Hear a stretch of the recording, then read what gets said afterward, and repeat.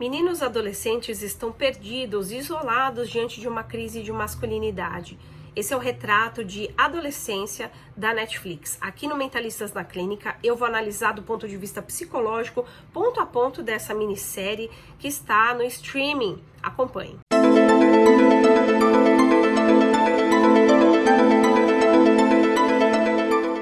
Bom, esse vídeo contém spoiler, ou seja, se você não assistiu essa minissérie, eu vou falar sobre cenas que se passaram nesse trabalho.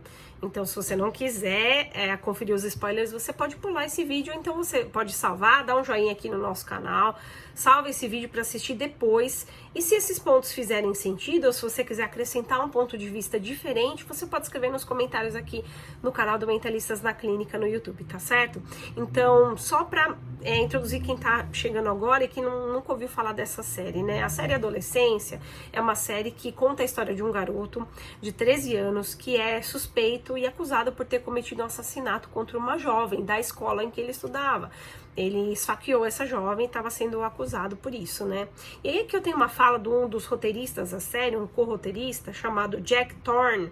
Ele diz o seguinte: criamos esse programa para gerar discussão. Poder transmiti-lo nas escolas excede as nossas expectativas. Eu li uma notícia ainda hoje, né, que as escolas britânicas vão transmitir essa série, né, isso vai ser muito importante para levar a discussão para a sala de aula, né. Basicamente os produtores também se basearam em como que os meninos têm um sentimento de ódio despertado nos grupos chamados incel. Eu não sei se você já ouviu falar esse termo, se você quiser se aprofundar, você pode pesquisar mais na internet, né, mas para dar uma resumida, né, a gente pode dizer que é o celibato involuntário.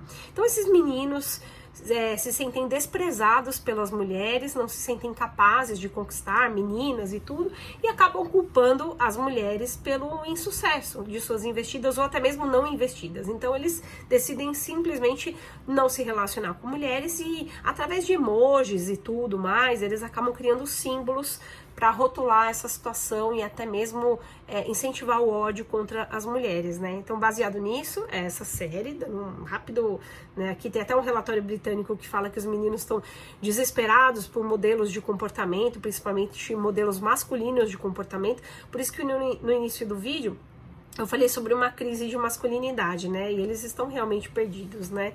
Então, falando um pouquinho do primeiro capítulo. Nesse primeiro capítulo, os policiais já entram na casa do menino, eles invadem a casa do menino como uma batida policial mesmo. Então, arrancam a porta, chutam a porta, entram com tudo. O pai fica meio perdido, né?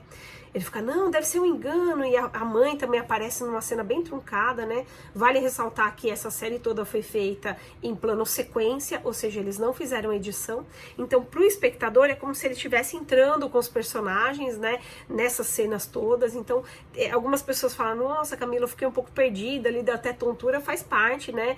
Não é um modelo inovador. Eu costumo citar o Chaves do 8, né? O Chapolin Colorado e tudo mais, criação do Roberto Gomes Bolanhos, em que ainda no século passado usava esse recurso, mas porque não tinha outra opção, né? Era caríssimo, nem existia, acho que edição na época. Os Chaves maníacos podem me corrigir, mas realmente não tinha tanto recurso quanto hoje. Nesse caso específico da série Adolescência, eles quiseram fazer isso, talvez como uma forma de convidar o espectador para fazer parte da cena. Isso é bem impactante, né? Então, e aí nesse momento o pai fala, mas o que tá acontecendo? Deve ser um engano. E eles já chegam no quarto do menino falando, você está preso por suspeita de um crime, um assassinato, assim, mas não dá mais detalhes, o que é esse assassinato, de quem. E aí toda a família fica impactada, fala, nossa, meu Deus, deve ser um erro e não sei o quê. O menino vai pra delegacia, os pais vão depois, e o menino o tempo inteiro, nossa, não fiz nada, eu tava dormindo, etc. Quando ele chega na delegacia, a família fica completamente perdida, porque os policiais não dão tantas informações, né? Eles estão esperando o momento do primeiro depoimento do menino para tentar tirar dele mais informações de motivação do crime, por exemplo. Os policiais costumam fazer isso logo de início, né? Porque tem um período para fechar esse inquérito, né? De toda forma. E aí o menino, né, segue em negação, o pai também fala deve ter sido um engano, até que em algum momento um policial, um homem e uma mulher, essa dupla de policiais, entra numa salinha e começa a conversar com o menino, tentando tirar informações, mostra a foto da vítima, em que o menino diz assim, mas essa moça que morreu, né, tal, e eles falam, mas você conhece, você era amigo dela, a gente rastreou rede social, a gente viu que vocês tinham uma interação, parece até que ela era uma amiga sua, que ela comentava fotos e botava uns emojis lá.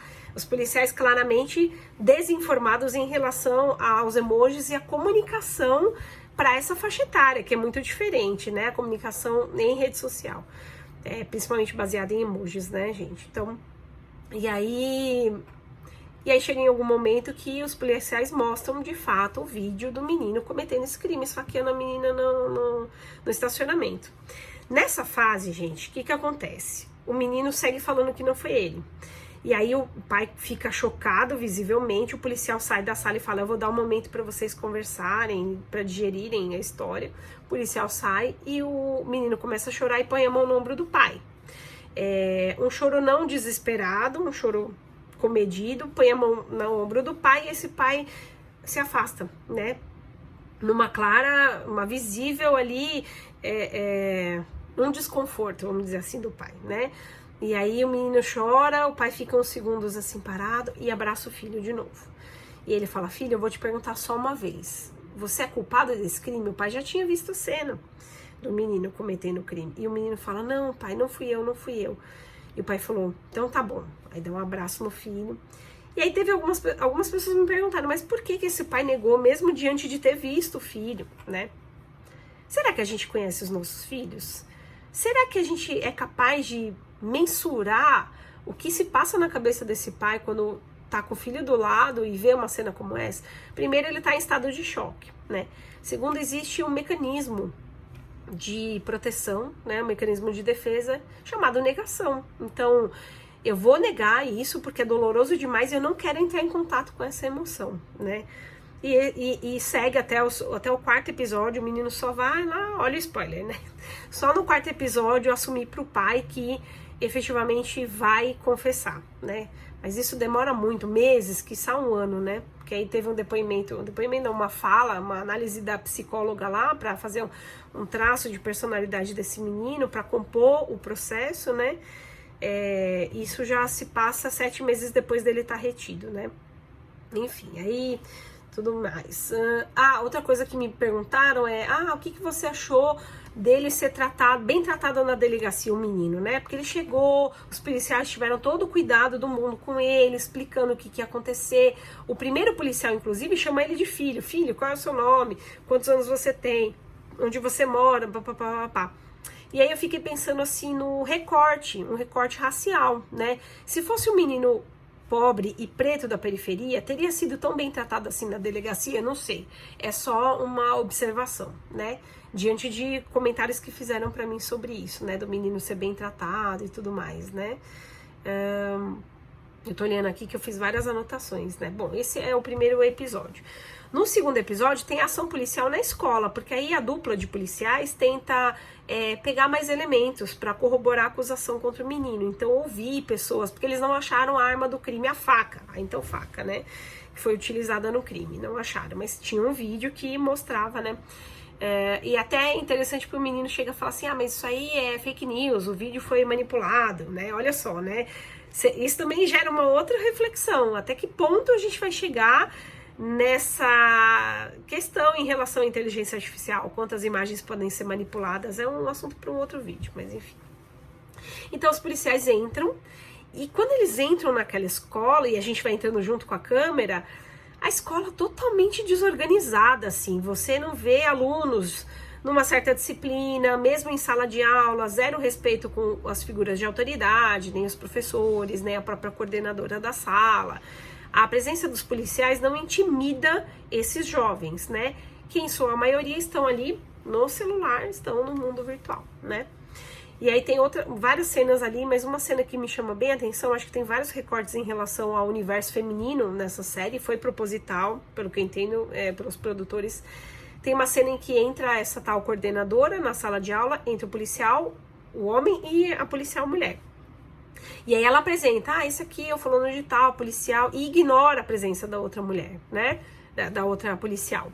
E depois de uns segundinhos ela, então desculpa, eu não te apresentei, né, você e tudo mais. E ela fica ali, tá bom. Mas independente desse recorte de gênero, né, eu acho que mesmo assim ninguém levou a sério esse policial, né. E pra agravar, o filho do policial estuda nessa escola. E esse menino, ele sofre bullying na escola, o filho do policial. O policial percebe, porque quando ele entra na sala, o filho é zombado ali pelos colegas ali, né, de turma que ficam na sala, né, no fundão da sala, azucrinando o filho do policial. O policial simplesmente não faz nada e nem toca muito nesse assunto com o filho depois, né, porque depois eles seguem indo para outras salas de aula e ele não fala ao filho o que tá acontecendo, né. Voltando a algumas cenas anteriores, que eu não lembro qual episódio foi, mas foi antes dessa cena da escola, o menino, a mãe do menino liga pro pai. Fala, olha, ele não tá querendo ir pra escola e tal, mas eu falei que ele tem que ir. E o policial fala, eu sou meio coração mole, né, eu deixaria ele ficar em casa. Mas ele não quer nem entender o porquê que o menino não quer ir pra escola. O menino fala que tá com febre, tá doente e não quer ir. Mal sabe esse pai e essa mãe que o menino sofre bullying na escola. Dá a impressão que eles não estão muito interessados no porquê que o filho não quer ir para a escola. Eu acho que vale a pena fazer um parênteses grande sobre isso, porque os adultos muitas vezes não conseguem ouvir a criança ou dar voz para esse adolescente. Os adolescentes falam com a gente de várias maneiras, às vezes no comportamento, então era agitado demais, fica quieto, ou era quieto, fica agitado, então oscilações de humor, né? Antigamente a gente falava do uso de drogas, por exemplo, que mudaria esse comportamento. Hoje a gente sabe que não só, né? Não só o uso de entorpecentes, mas bullying, abuso sexual e outras coisas, assédio moral e por aí vai, são capazes de mudar o comportamento desse adolescente. Então, como nós adultos damos vozes para esses adolescentes? Será que a gente está dando chance para eles falarem? Será que a gente não está querendo atropelar? Tem outras cenas ainda na escola que o menino tenta explicar para o pai o que é incel, o que acontece nesse submundo de internet que alimenta o ódio contra as meninas. E o pai numa sala de aula, olha, eu não tô entendendo, o que é isso? O que é isso de emoji? Emoji de feijão, emoji de bombinha, emoji de pílula e tudo mais. Parece que o pai não faz questão de entender no primeiro momento e bloqueia, né, a fala do filho. Acho que é legal destacar isso também, né? Quem mais aqui? Ação na escola, não intimida os alunos, eu falei. Os adolescentes viram e mexem interrompendo as falas das autoridades. Então o policial falava alguma coisa, gente, se vocês souberem de alguma coisa, a gente não tem notícias da arma do crime e tudo mais. E os adolescentes dando risada, falando, mas... E o policial falando, eu sei que vocês não devem saber sobre esse caso, porque tá em sigilo. E todo mundo já sabia, né, o que estava acontecendo, já sabia até quem que era o acusado, já sabia de tudo. Hoje em dia é muito difícil as pessoas não saberem detalhes de um caso, né, ainda mais dessa magnitude. Então... acho que dessa questão da escola tá ok, a linguagem dos emojis que eu falei, aliás, gente, se você tá assistindo esse vídeo e não sabe o que é incel, eu falei, você pode jogar na internet e ler com mais detalhes, porque eu não vou ter tempo hábil para explicar tudo, né? Cada emoji tem um significado, e normalmente é como se fosse uma linguagem própria desse grupo, né? Então imagina aquele adolescente, o menino que ele se acha mais feio, que é considerado impopular na escola e tudo mais, ele vai ficando ali com um sentimento de rejeição. E ele se sente isolado, com toda a razão, né? Mas ao mesmo tempo, na rede social e na internet, ele encontra outros iguais. E quando ele encontra outros iguais, ele forma um grupo. Quando ele está no grupo, ele se sente pertencente àquele grupo. E ao se sentir pertencente, dá um certo poder, inclusive para seguir disseminando ódio, para ir às vias de fato, como aconteceu na série, o menino matou a menina lá. Então eu acho que não tem como a gente ficar de fora disso, né? Um exemplo que eu posso dar é quando pessoas mais velhas falam, na minha época a música que era boa, as músicas de hoje não prestam. Você não é obrigado a gostar das músicas atuais, né? Se não são da sua geração, digamos assim. Mas se informar sobre o que as gerações futuras, ou as gerações de adolescentes, de crianças estão falando, é nossa obrigação, como adultos, né? tendo filhos adolescentes ou não, porque esses adolescentes de hoje, que estão sendo arregimentados pelos discursos de ódio, eles serão jovens de logo mais, né? Muitos deles foram crianças na pandemia, ou fizeram a transição da adolescência para a juventude na pandemia, imagina 5 anos atrás, né? Um jovem de 18 anos agora era criança quase adolescente nessa época. Então a gente tem responsabilidade, né? Quando eu falo a gente, eu como psicóloga, como comunicadora em saúde mental, também como jornalista, você que está assistindo, como, né, qualquer integrante da sociedade, você também precisa estar por dentro dessa pauta. Esse é o fato, né? Também confesso que é difícil e é cansativo a gente conseguir acompanhar tudo ao mesmo tempo, né? Sobre isso até tem uma síndrome que a gente chama de infodemia, o excesso de informação, mas algumas coisas são importantes, né? Então eu chamo atenção para você que é pai de criança ou de adolescente. Não pense que você que é pai de criança, por exemplo, não tem que se preocupar, porque olha, chega rapidinho a adolescência, viu? Então eu consigo observar em crianças muito pequenas, 10, 11 anos, que já estão com comportamentos, ideias ideais de adolescentes, de 13, 14. Parece que a maturidade está chegando mais cedo para essas crianças, né? Então a gente tem que ficar de olho também. Que mais? Tem uma parte também já saindo da escola que a policial começa a desabafar, né? Com o amigo, o companheiro, né?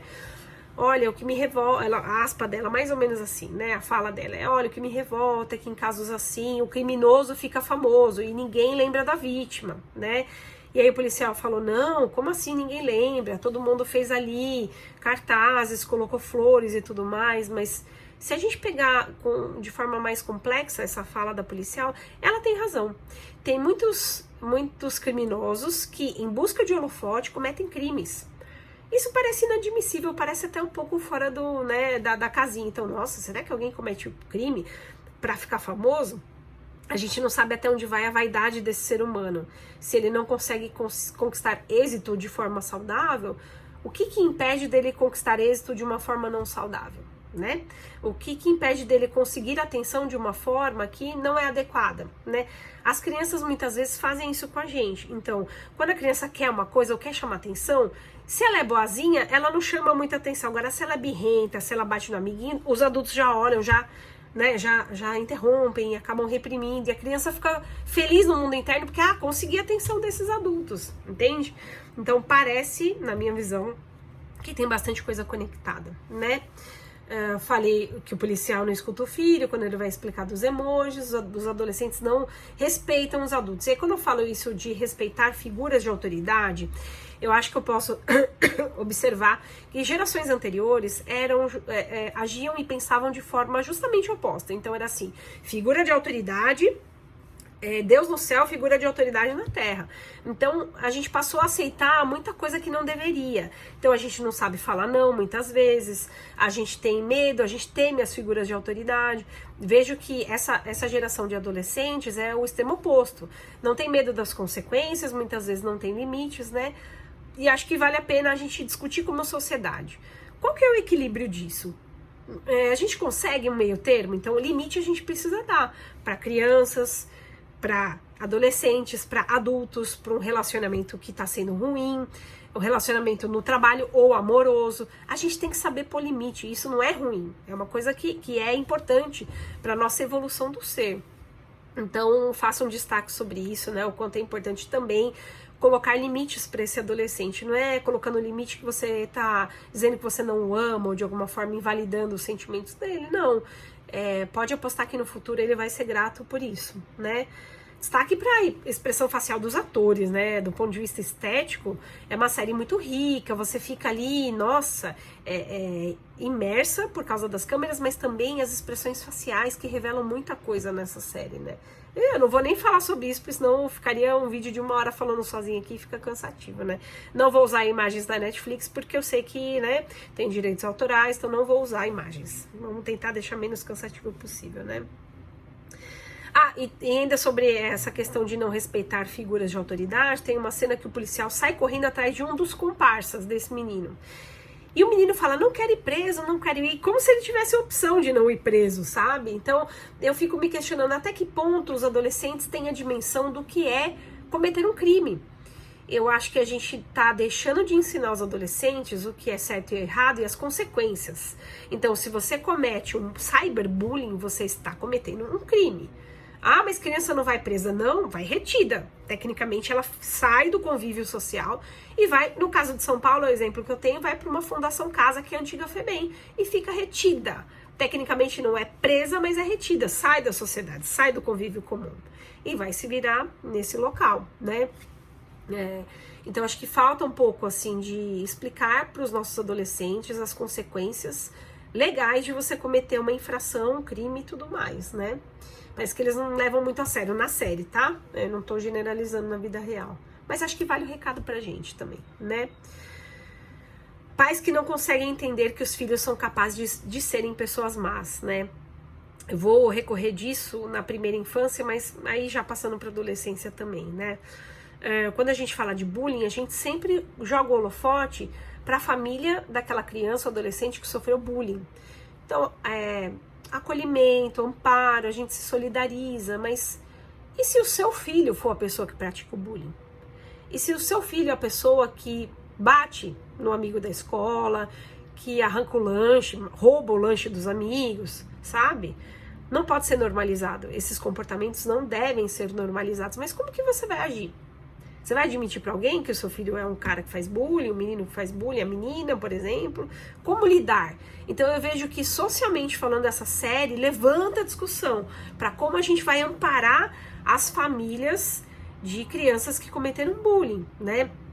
Eu assisti outro filme chamado Precisamos Falar sobre Kevin, em que a mulher do filho, né, a mãe do menino que cometeu um crime, ela é escrachada na rua, né? Ela tenta arranjar emprego, não consegue, enfim, o menino acaba assassinando toda a família, exceto a mãe, né?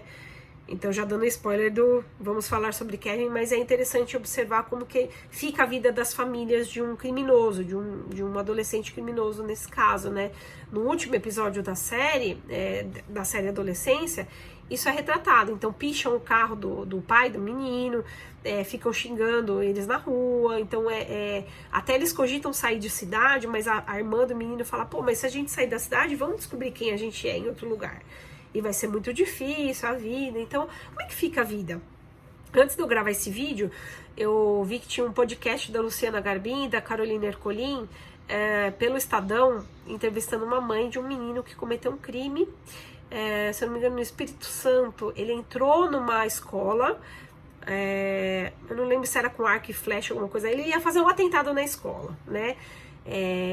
E esse menino acabou sendo preso e tudo mais. Então, mas o podcast fala da visão da mãe, como que essa situação mudou a vida dela completamente, né? Ela chegou a ser hostilizada, recebeu ameaças de morte naquela cidade. Ela teve que se mudar, foi no Espírito Santo, eu lembrei agora. Ela teve que se mudar de cidade. Então, se você quiser, entra no Spotify, você vai achar esse podcast também, fica uma dica. Eu mesma vou escutar depois, que eu tô curiosíssima para saber. Então, por que a gente não fala sobre as mães e os pais que têm filhos que cometem crimes? E será que a gente consegue observar isso nos nossos filhos, né? Ou será que a gente está deixando para a escola criar, né? Ou para as terapeutas, no caso de crianças que fazem terapia, a responsabilidade, né? Eu acho que a gente precisa... Parece inadmissível que os nossos filhos não são 100% bons, por exemplo. Eles têm o quê também? Você também tem, todos nós não somos 100% pessoas boas e 100% pessoas ruins. A gente tem os nossos momentos, né? Agora, concordo que até isso virar um homicídio tem uma diferença muito grande, mas ainda vale a comunicação direta, né? Então, como deve ser a sensação de um pai cujo filho cometeu esse assassinato, é o que eu falei, né? Será que tem diferenças entre o pai e a mãe? Muitas vezes, já aconteceu isso, tá? De eu cobrir crimes em que as pessoas perguntam, cadê a mãe desse menino?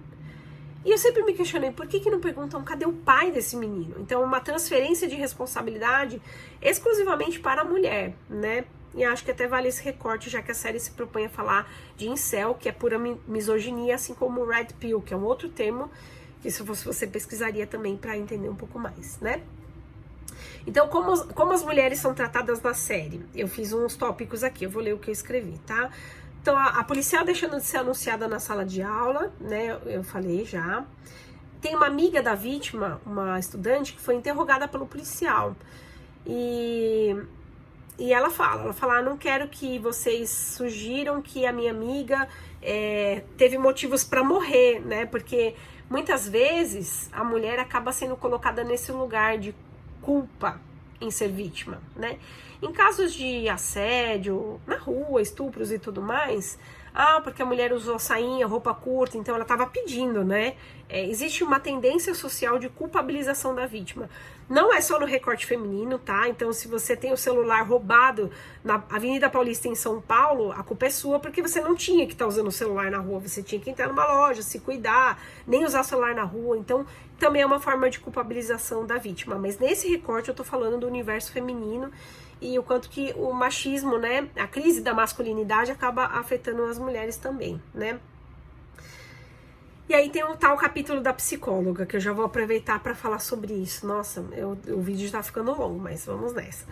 A psicóloga, no terceiro episódio, né, ela começa a conversar com esse menino numa sala. As pessoas não entendem qual é o papel dessa psicóloga. Essa profissional, ela vai conversar com o menino durante alguns encontros e vai escrever um relatório psicológico falando de traços de personalidade, comportamento. Então ela vai fazer, né, tem a pretensão de fazer esse relatório e passar para as autoridades para que isso faça parte do processo, tá? Não é que vai definir se ele é culpado ou inocente, não é nada disso. Mas o menino parece entender que o que ela vai escrever no relatório tem a ver sobre o comportamento dele e a personalidade dele. Então, quando essa psicóloga entra nesse lugar em que o menino está retido, que não fica claro, não é uma delegacia, mas parece um estilo de lugar como a Fundação Casa, que eu falei, para menores, infratores e tudo mais. E aí o policial que recebe ela, acho que nem é policial, é um agente de segurança das câmeras internas lá. Ele começa a olhar essa psicóloga de cima a baixo, assim, ó, medindo mesmo, né? E a linguagem corporal dele, ele é todo malemolente, parece uma pessoa inconveniente, né? Pessoas desavisadas vão olhar pra isso e vão falar assim, mas ele seria folgado com qualquer um, até com homem. Não se engane. Na figura feminina, ela ainda é uma psicóloga, né, toda meio franzina, né, delicadinha, mas muito séria, assim, parece ser bem profissional, mas assim, simbolicamente frágil, né? E esse agente começa a falar, não, porque eu fiz um curso de linguagem, expressão facial, e se você quiser eu posso te ajudar. Ela, não fala comigo, eu não posso falar com ninguém, eu tenho que ver por mim mesma, um relatório psicológico, e o cara não liga muito não, ele fica ali. Então tem ali, a série mostra propositalmente essa cena, né, de um cara que seria só inconveniente para um cara querendo ensinar para a mulher como ela deve fazer o trabalho dela. Detalhe, ele não é psicólogo, ele não é especialista nessa área, ele é um agente de segurança. Não teria por que ele se envolver nisso, mas enfim. A cena dela com o menino na sala. Ela entra na sala, já conhecendo o menino, então parece que não é uma primeira sessão, né, é um primeiro encontro com o menino. Ela chega com como se fosse acho que um chocolate quente, alguma coisa assim, com marshmallows. Até o policial fala, por que você tá pondo esses marshmallows? Ela fala, porque ele gosta. Então ela já sabe que ele gosta de café com leite, chocolate quente ou marshmallows. Então revela que ela já teve esse contato com ele, né, em algum momento. Caiu um fone, mas acho que eu vou com um só que dá conta. Aí ela entra, então você fala assim, nossa, mas por que ela tá fazendo isso com o menino, né? Ela tá tentando construir um vínculo com esse garoto, para ganhar a confiança dele, para ele falar e demonstrar mais da personalidade dele, o que ele pensa sobre as coisas, né? E tem algum momento, isso depois de 7 meses que ele estava preso, acho que vale a pena fazer esse parênteses, porque eu participei da live do Psiconautas com 3 psiquiatras, né? Também no canal do YouTube, se você quiser ver, eu posso deixar o link aqui na descrição do vídeo. E a gente esqueceu de falar sobre isso, né? Que pra mim é um detalhe importantíssimo. A cena da psicóloga acontece 7 meses depois que o menino tá preso. A linguagem dele corporal é totalmente outra. Ele não tá mais aquele, eu tô negando, não sei de nada. Ele tá ali, ó, todo, né? Quase que na malandragem mesmo, assim, todo seguro de si. A minha dúvida é se ele ficou assim depois de 7 meses retido, ou se realmente ele estava incomodado com a figura da psicóloga ali, achando que ele poderia se sobressair a figura dela, já que o tema da série é sobre essa questão da crise de masculinidade, né? Bom, ela vai perguntando pra ele, pergunta sobre o pai, e quando ela pergunta sobre a relação dele com o pai e o avô, etc e tal, o menino perde a cabeça muitas vezes. Tem atos impulsivos, ele bate na cadeira, ele vai até em cima dela, querendo ameaçar, e fala a voz alta, muda até o rosto, fica com, né, a cara mais franzida e tudo mais. E nisso ela não escreve, mas ela toma uma nota mental sobre qual que é o gatilho do menino, né? Que provavelmente essa relação que ele tem com o pai, não fica tão claro como que é essa relação, mas dá para perceber no todo, que embora pareça que ele confie no pai como uma figura, né, de afeto, ou talvez uma busca incessante por afeto que esse pai não é capaz de dar, o pai não coloca ele como prioridade, né? Tem cenas em que o pai tá afetivamente com a filha, com a irmã, mas o menino, isso não aparece, né? Parece uma busca incessante por aprovação desse pai, tá? Na minha visão, isso é muito comum, né? E é interessante porque isso é comum em lares em que a pessoa não tem a referência paterna. Mas não quer dizer que você tendo um pai dentro de casa vai ser um modelo a ser seguido ou a ser perseguido, ou até mesmo a criança não se sinta ausente, a ausência desse pai, né? Ele pode trabalhar o dia inteiro e usar isso como justificativa, ou ele pode não trabalhar o dia inteiro, estar em casa, mas interagir muito pouco com esse filho. Isso já é o suficiente para você ter um vazio dentro, né, do mundo interno, né? Que mais? Tá, falei do agente. Ah, tá, tem outra parte que esse agente, ela sai da sala depois que ele fica nervoso em algum momento e ela vai pegar um café para ela nem pega café, ela tenta ver as câmeras de segurança para saber como que ele tá se comportando depois de um episódio ali de impulsividade, que ele ficou bem agressivo. E aí o policial volta a falar com ela, o cara das câmeras, né? Ah, porque o psicólogo fez 3 visitas, o psicólogo anterior, por que você tem que fazer 5, né? Não vejo porquê, né? E aí a psicóloga fala, esse é só o meu trabalho, né? É só o meu trabalho, é só o meu job, né? E no momento mais tenso dessa cena, porque a cena com a psicóloga dura um capítulo inteiro praticamente, acho que é o capítulo todo, sim, o 3º, se eu não me engano. É bem tenso, assim, a gente sai um pouco, né? Nos momentos mais, no ápice dessa cena, ele quase agride a psicóloga. E o policial de fora vai entrar na sala. Quando ele vai entrar na sala, essa psicóloga faz assim. Não precisa, tipo, ela faz o sinal. E aí ele fica mais irritado. Por que você falou que ele não precisa entrar? Você tá com medo? Ele fica testando ela muitas vezes, né? O porquê dele testar, né? O Dr. Rodrigo de Almeida Ramos, que é um dos psiconautas que eu dei entrevista, ele acha que adolescente é assim mesmo, que adolescente testa as pessoas. Eu concordo também, né? Mas ali ele oscilava muito de humor, né? Entre uma calmaria e um impulso muito revelador ali, né? Então existia uma oscilação de humor. Que mais aqui? Ah, tem uma outra parte que acho que vale a pena, né? Ela começa a perguntar pra ele sobre o que ele sente por ele mesmo, como ele se identifica, como ele se enxerga, né? Tem alguns momentos que ela fala se ele gosta de meninas e tudo mais, e ele fala, eu não sou gay, ele fala. E aí tem outro momento que ele fala assim, mas eu sou feio, então por isso que tal coisa. Ela fala assim, mas como você se sente com essa fala de se achar feio? E ele fala, mas você não vai negar? Você não vai fazer o que todo mundo costuma fazer? Quer dizer que eu não sou feio, não, que eu sou bonito e tal? E ela me interessa, ela diz, né? Ela rebate, ela fala, me interessa saber como você se sente em se achando feio. E ele fica revoltadíssimo dela não contestar, isso também é um detalhe importante, não contestar essa afirmação dele, que ele se achava feio e tudo mais, gerando uma revolta do menino. Outro destaque, existe uma ausência de empatia desse menino, então em nenhum momento ele chora de remorso pelo crime, em nenhum momento ele demonstra que tá arrependido, né? Eu não sei como que seria mais pra frente, mas a série é interrompida, nem mostra o julgamento, nem nada, e nem a confissão dele, mas existe essa ausência de empatia em relação à vítima, em relação à família da vítima. Então, não existe um abalo emocional por parte dele. Quando ele chora em relação ao destino dele. Então, ele tá preocupado sobre o destino dele, né? E a consequência do ato do filho na vida da família pós-prisão do menino, né? É uma tragédia familiar, gente. É isso que eu tenho pra dizer, né? Existe pouco acolhimento pra essa família, ou praticamente nenhum. A impressão que dá é que a sociedade responsabiliza a família por não prestar atenção nesse menino. Isso é perigoso, porque pode acontecer com qualquer um, né? Qualquer pessoa, qualquer família. Lembrando que é uma família de pai, mãe, irmã, todos morando na mesma casa, o casal junto. Então não é aquela família desestruturada que muitas pessoas acabam falando, né? Que o pai foge de casa, ou que o menino é criado só por mulheres, ou criado por avós. Não tem isso. Ali é uma família tradicional, né? E aconteceu essa tragédia lamentável. Então, acho que vale a pena. Tem muitos insights aqui, mas o que mais importante eu gostaria de chamar a atenção é como a gente se comunica com esses adolescentes, né? Como fazer com que esses meninos não se sintam isolados e não sejam presas fáceis para coach de relacionamento, influenciador red pill ou incel ou misógino, sabe, os influenciadores digitais que propagam ódio contra as mulheres, né, ou pelas mulheres, melhor dizendo, né, com falas extremamente hostis, né, que mulher só se interessa por você se você for rico, se você for bem-sucedido, um monte de estereótipo, né.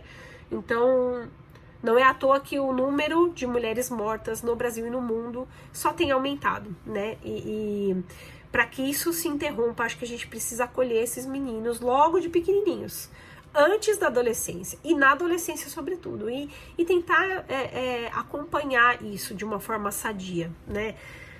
Falta um letramento dos pais. Nesse sentido, na clínica eu não atendo adolescentes, eu atendo sempre 18+, né, tô aberta a atender qualquer pessoa que vier depois da maioridade, mas eu atendo adultos que têm filhos adolescentes, e os dilemas são os maiores, né. Eu também tomei a liberdade de criar alguns grupos no WhatsApp, então eu criei um grupo de professores, educadores, para tentar entender como é que a escola pode fazer esse manejo, porque eu vejo que a escola pode ser parceira dos pais, e os pais idem, só que precisa de uma boa vontade e muita dedicação, né? E os pais entre eles, falarem entre si, né? Olha, meu filho relatou tal coisa, vamos conversar sobre isso, vamos tentar promover a amizade entre eles. Ninguém é obrigado a ser amigo de ninguém, mas a gente é obrigado a respeitar o próximo. E isso é uma coisa que as crianças precisam aprender desde cedo, né? A estética e a aparência física não definem o caráter de uma pessoa. Sabe, pequenas coisas e alguns valores que a gente precisa trazer para esses adolescentes que já estão se tornando jovens, né? E serão os adultos de uma sociedade que está em crise. Até porque estamos todos robotizados na internet, estamos ali o tempo inteiro perdendo muito tempo em consumindo vários conteúdos que muitas vezes pra gente é só superficial, né? São conteúdos superficiais. Então, desculpa, já falei um montão. Tentei fazer uma análise concisa, mas muito longa, não tem imagens para poder colocar autorizadas pela Netflix, não vou fazer isso, nem trechos e tudo mais. Eu já trabalhei com comunicação há muitos anos, eu sei como isso funciona. Se a Netflix ver esse vídeo e quiser ceder as imagens, eu tô aqui para receber, pode me mandar um e-mail, mas por enquanto é isso. Então, se você quiser fazer algum comentário, você pode deixar aqui na descrição do nosso vídeo. Prometo que eu vou voltar a aparecer aqui no Mentalistas na Clínica, né? A gente tem uma série de vídeos aqui da época que o programa era transmitido em estúdio ou podcast, né? Vou voltar para trazer mais insights aqui, e quem quiser dar sugestões de pautas e de temas de saúde mental, pode ficar à vontade que eu vou receber com o maior carinho as orientações e também as sugestões dos internautas, tá bom? Até o próximo vídeo.